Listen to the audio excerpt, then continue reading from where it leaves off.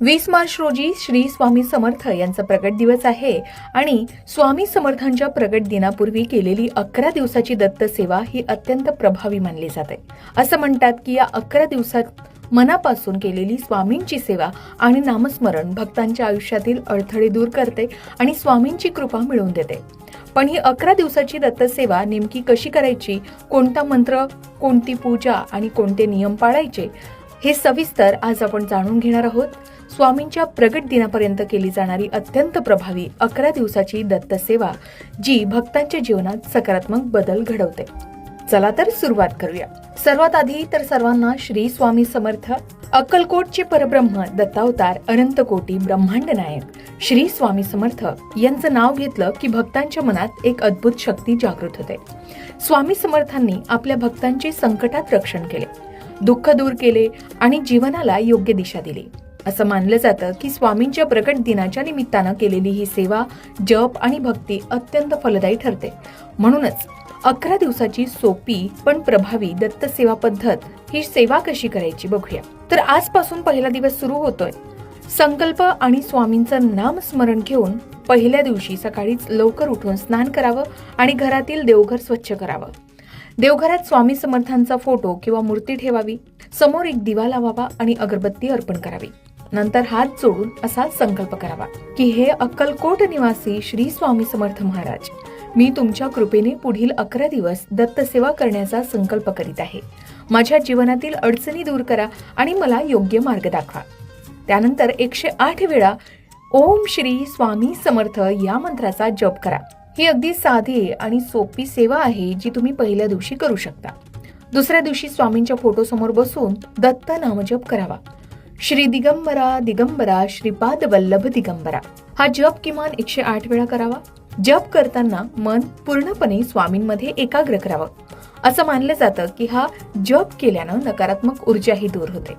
तिसऱ्या दिवशी श्री स्वामी समर्थ चरित्रातील एक अध्याय वाचावा. जर पुस्तक उपलब्ध नसेल तर स्वामींच्या लीलांचे श्रवण किंवा वाचन करावे. यामुळे भक्ती वाढते आणि स्वामींचे अनुभव समजतात. चौथ्या दिवशी गुरूंचं स्मरण करावं. श्री स्वामी समर्थ महाराज हे दत्तावतार मानले जातात, म्हणून चौथ्या दिवशी गुरूंचं स्मरण करावं. स्वामींच्या समोर बसून प्रार्थना करावी. हे स्वामी समर्थ, तुम्हीच माझे गुरु आहात, माझे रक्षण करा आणि मला सद्बुद्धी द्या. पाचव्या दिवशी अन्नदान किंवा मदत करावी. शक्य असेल तर गरजू व्यक्तींना अन्न द्यावंच. पक्ष्यांना दाणे टाकावे किंवा कोणाला मदत करणंही सेवाच मानली गेली. स्वामी नेहमीच सांगतात, भुकेल्याला अन्न देणं म्हणजे देवाची सेवा. त्यानंतर 6व्या दिवशी दिवसभरात शक्य तितक्या वेळा श्री स्वामी समर्थ या मंत्राचा जप करावा.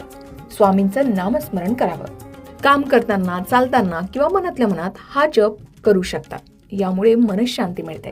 7व्या दिवशी संध्याकाळी स्वामींच्या फोटो समोर तुपाचा किंवा तेलाचा दिवा लावावा. दीप लावताना प्रार्थना करावी की स्वामी, माझ्या जीवनातील अंधार दूर करा. त्यानंतर 8व्या दिवशी दत्त मंत्राचा जप करावा. या दिवशी ओम द्राम दत्तात्रेयाय नमः हा मंत्र 108 वेळा म्हणावा. हा मंत्र दत्त भक्तांसाठी अत्यंत शक्तिशाली मानला जातो.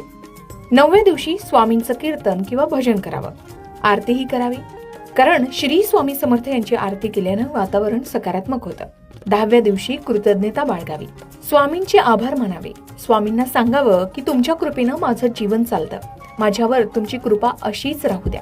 आणि 11व्या दिवशी म्हणजे प्रगट दिनाच्या दिवशी विशेष पूजा करावी. स्वामींच्या फोटो समोर फुले, नैवेद्य आणि आरती करावी. आरती केल्यानंतर संपूर्ण कुटुंबाने मिळून अनंत कोटी ब्रह्मांड नायक राजाधिराज योगीराज अक्कलकोट निवासी श्री स्वामी समर्थ महाराज की जय असं म्हणत स्वामींचा जय जयकार करावा.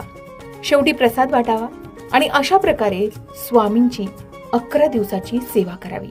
ही 11 दिवसांची दत्त सेवा किंवा स्वामी सेवा अत्यंत साधी, सोपी आहे, पण मनापासून केली तर ती अतिशय प्रभावी ठरते, असे अनेक भक्तांचे अनुभव आहेत. स्वामी नेहमीच सांगतात, भिवू नकोस, मी तुझ्या पाठीशी आहे. तर स्वामी भक्तांनो, स्वामी समर्थांच्या प्रगट दिनापर्यंत ही 11 दिवसाची दत्त सेवा आणि स्वामी सेवा श्रद्धा आणि विश्वासानं करा. तुम्हाला प्रचिती नक्कीच येईल. स्वामींची कृपा नक्कीच लाभेल, कारण मनापासून केलेलं नामस्मरण आणि सेवा कधीही वाया जात नाही. कारण स्वामी स्वतः म्हणतात, भिवू नको,